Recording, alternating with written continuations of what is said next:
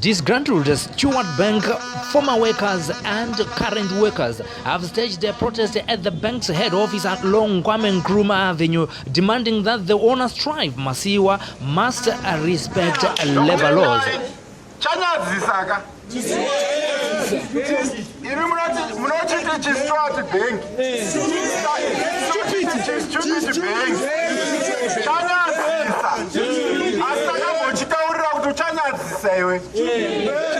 takambochiudza kuti uchanyadzisa chikaramba zvinochanyadzisa ndinoziva kuti chanyadzisa vakuru vacho varidzi vacho munovaziva takusara kuti tiende next week hatichambobvuma muZimbabwe yakarwirwa nana sekuru vedu nana mukoma wedu nana tete vedu nokuti tinotenda kuti hakuna munhu asina munhu akaenda kuhondo pamusha pavo.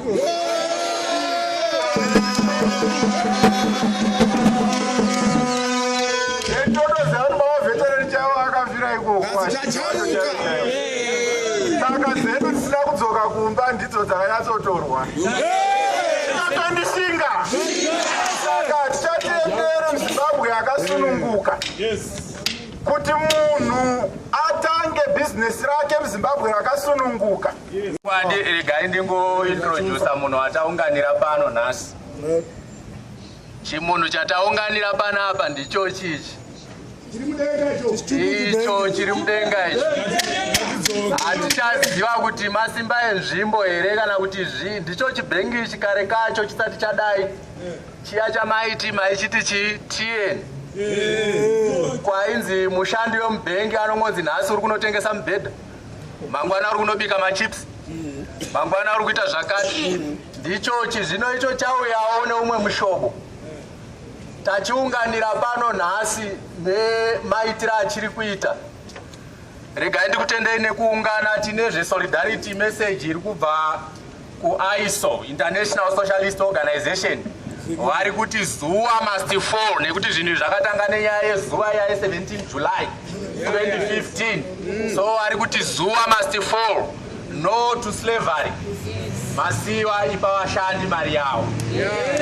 Yatinayo panapa haibati inini newe chete mubanking sector. Iri kubata vashandi vese across all sectors. Kunyangwe kucivil service haina vairi kuzosiya. Nekuti kana takutaura zveslavery, munganditi kudhara wakaita sesu taisiwa because kwaidiwa monya. Asi slavery yauya yayemapepa haisisina mumu. Saka ichabata tese tinofana kurwa pamwe chete kubvisa nyaya iyi. ZIBAU is a registered trade union organization in the banking sector. It represents workers in all the banks in Zimbabwe, including Stewart Bank. We hereby write to seek your office through Petitioner Minister Weleba. Your intervention in order to stop Stewart Bank's actions which we deem oppressive and grossly unfair. In August 2015, the bank dismissed 44 employees on the basis of the controversial July 17 Zua Supreme Court judgment. This was after these employees had resisted a 30% unilateral reduction of their salaries without a Works Council. Need to be paid urgently and cannot be suspended pending the lengthy litigation process.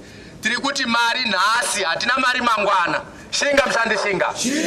Mari nhasi haikona kuti chibhengi chine zvachiri kuita chakatozemberana neLabour Court. Zvinyadzi zvakadii kuti chibhengi chisingatedzi mitemo yevashandi chinouya kuita neighbor yeLabour Court. Comrades, we should resist this. Yes. The government, through the efforts of your ministry, moved in to promulgate Labour Act Amendment number 5 yatakuziva tese kuti mushandi wese akadismisswa netermination akanzi ngaachidzokera kundonegotiatwa retrenchment. Ndo zvarambwa nechinhu ichi chatakaunganira nhasi. This was clearly an intervention aimed at ensuring equity and fair treatment of workers, whilst all the other employers in the sector engaged the union and compensated the dismissed workers. Stewart Bank has refused to compensate these 44 employees. At one point, the workers approached the Constitutional Court asise zvamunoziva nyaya kumatare dzinogona kutora nekusingaperi. these employees decided to withdraw that matter on the understanding yekuti chibhengi chichagara nawo pasi vachinegotiata ma-exit packages awo. Now this bank has come up with a way yekunzvenga izvozvo vachipa ma-contracts aya anga achatsanangurwa ari kunzi ma-volunteer contracts nema-contractors contracts. Instead of entering into contracts of employment with job seekers, it is converting these into volunteer or independent contracts. Hakuna munhu anonzi voluntary. Kana kumusha kwenyu kunoitwa food for work, you don't just work. Zvobva zvapera zvakadaro. Unotowana chaunopiwa. So tiri kuti chibhengi ichi hachifaniri kushikoranisana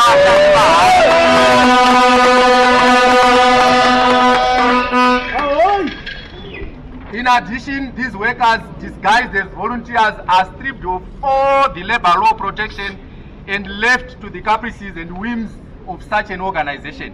Unlike other workers, they do not have medical, funeral and pension cover. Apa makomre tinofana kumbomira, tinofana kumbonatsa kuvava, apa ndo panofana kujamukwa apa. Mushandi haashandi asina pension, mushandi haashandi asina medical aid, mushandi haashandi asina protection of any sort yamungafunga. Penga mushandi penga, penga mushandi penga. This is not only bad for these workers, but poses a real danger to the nation. These workers working without pensions, medical aid and social protection will, in case of sickness, invalidity, job loss and retirement, be a burden to the nation. Ndo zvatadzwa kunzwikwa nehurumende yedu zvatiri kuramba ticheva nazvo zuva nezuva zvatiendesa kwaminista kwatakuenda. Tiri kuti mushandi akashanda asina pension, mushandi akashanda asina medical aid, akarwara vashandi sekuwanda kwavakaita 44 vanoenda kunocongesta mahospitals anofanira kuendwa nevakwegura vedu nevasiri pamabasa, the less privileged. Iwayo mahospitals avasingabhadhari ndo avo vanofanira kuenda iwayo, asi vedu vashandi vari pamabasa vakuenda kunostraina ma-resources ari kufanira kusevha wana sekuru nana mbuya wedu wakabva mumabasa. Tiri kuti izvozvo hazviite. Penga mushandi penga. Mushandi akakuwara nekuti haabhadhari kunasa, mushandi akakuwara nekuti hakuna medical aid, hakuna kwaanokwanisa kuenda, atongova munhu wehurumende muold age. Mushandi akaita sevashandi watiri kumirira nhasi haana chouiri kutaura kuti gavhumendi imwe chete yatiri kuti nhasi tarisa zvinhu izvi inofanira kuchengeta mushandi iyeye, asi munhu akanga ari gainfully employed for 30-40 years. Tiri kuti izvozvo taramba. Penga mushandi penga. Furthermore, this poses serious moral risk and may entice all the other employers to follow such a bad and oppressive practice. Makombe tiri kuti hapana ari safe tikasiya nyaya yakadai.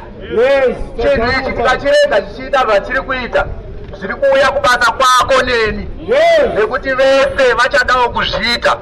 Ngatimirei pamwe chete tirwise chinhu ichi. Zuva must fall. Stewart Bank must fall. Strive must fall. Strive must fall. Yes. If this happens, then the whole economy will crumble. Tiri kuti zvatiri kuita zvekumiramira tichitengesa murodhi zvakanaka zvinotiraramisa, asi ndo mararamiro atingaita here senyika kuti munhu wese akamira pawhite line achitengesa bhurana machocolate. Penga mushandi penga.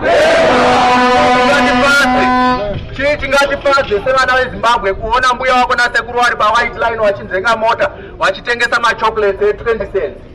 Not even 20 cents, 20 bond, whatever that bond is.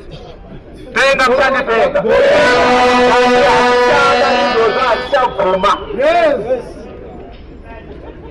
It is through payment of decent salaries that payee remains the most important contributor to government pays. Hurumende iri kuramba kutinzwa makomrades, tiri kuti nyaya tiri kurwa iyi kana vanhu vakaenda kumabasa makambani akavako zvikafamba zvakanaka kunyange netaxi inopindawo muhomwe yehurumende sezvatiri kuziva kuti hama dzedu dziri mucivil service zvaakunetsa kuwana muforo asi tiri kuti chinhu ichi chikaramba chichitenderwa ichi kutaura kuti nemwedzi ichateera vachashayisisa penga mushandi penga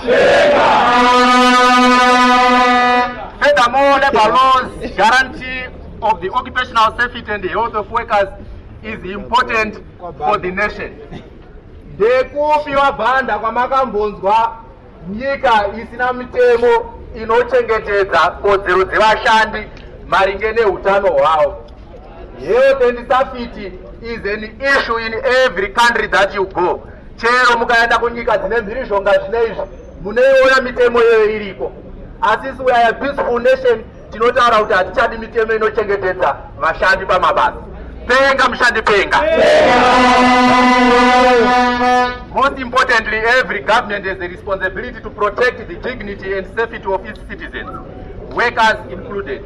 Such practices reminiscent of colonial labor practices must be viewed by any patriotic Zimbabwean as a danger to stability of the nation. One worker said, Strive Masiyiwa knows best how to spend the profits, including investment in other countries, making international headlines and grandstanding with the US President Barack Obama. The other side of the world, he is messing up other people's lives. ZimDI TV News.